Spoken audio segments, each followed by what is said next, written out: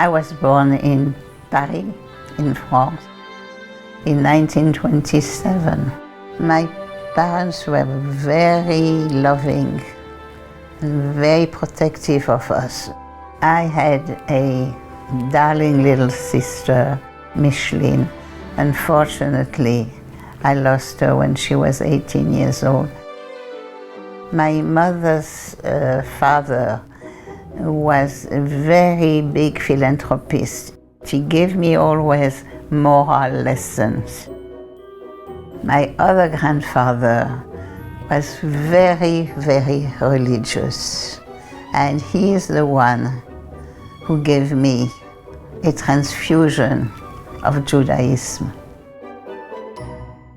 It was 1939, and war is upon us.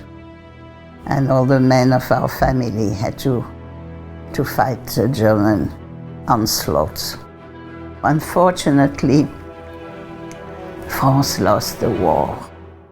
And soon the Germans arrived, and I see my father and my uncles being pushed into those trucks. On the other side, I saw my mother with my grandmother, and they gave us our yellow stars. So there I was, 11 years old, with my star. We were alone.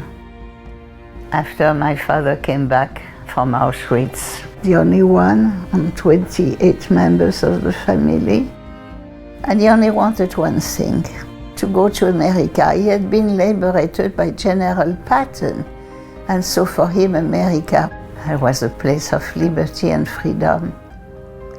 And he decided to marry me to the son of his best friend who had left Europe and had moved to New York.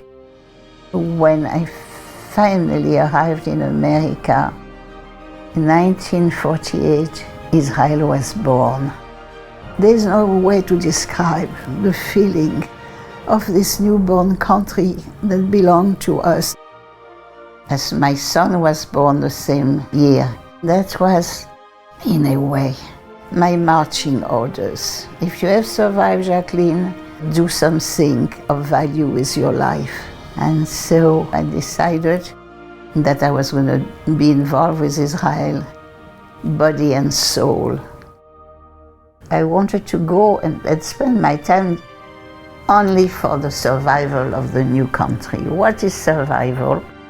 Well, the blood for the land, the blood for the people, the blood for the hospitals, the blood for the soldiers.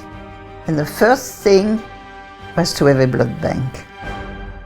During the first few years, we were having parlor meetings.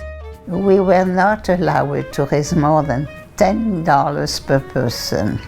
I said, that's not enough for Magen David Adom. And I slammed the door and I left, and I went to one of the biggest hotels in New York, and I rented a ballroom for 500 people. And I said, now I have to fill up the ballroom. The night of the first event, I had 500 guests, and I felt so rewarded. People were aware of the importance of Magen David Adom. MDA is the second line of defense of the country after the army. An enormous canopy of protection. I must tell you that Magen David Adom is giving me life. It gives life to those it saves and to those who work for it.